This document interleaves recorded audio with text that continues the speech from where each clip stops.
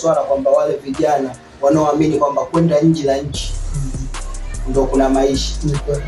Sasa kwa wewe, kwa upeo wako na uelewa wako, sababu ushapitia katika nchi mbalimbali katika utafutaji wako na mpaka ukaamua kuinvest ndani ya nchi yako Tanzania, na mpaka sasa umefikia hapa, umekuwa kama mkongozi baadhi ya vijana katika mitaa yetu. Je, unalizungumzaje hili swala? Nashukuru na asante sana, na nashukuru kwa mapana zaidi. Pale tulipoishia ndipo tunapanza. Nashukuru pia kwa ukombozi wako wa utambuzi. La kwanza, mcheza kwao wanasema kutunzwa, na mkataa kwao ni mtupu.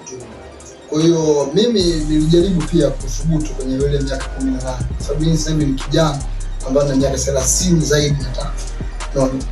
Kwa hiyo nimepita katika nyanja mbalimbali, umri huo watoto na akili za vijana. Mara nyingi sio vijana ni majeruhi. Kwa siku zote anajua ugaibuni au nje ya nchi ndipo kulikuwa na mafanikio. Ila mafanikio yako sehemu yoyote, Mungu atakupa kibali na juhudi zako na kujituma, basi mafanikio yako. Hata vijijini bana, nadhani unafika mkoa Mimi na mkoa wa Kilimanjaro. Pale Kilimanjaro kuna kina mzee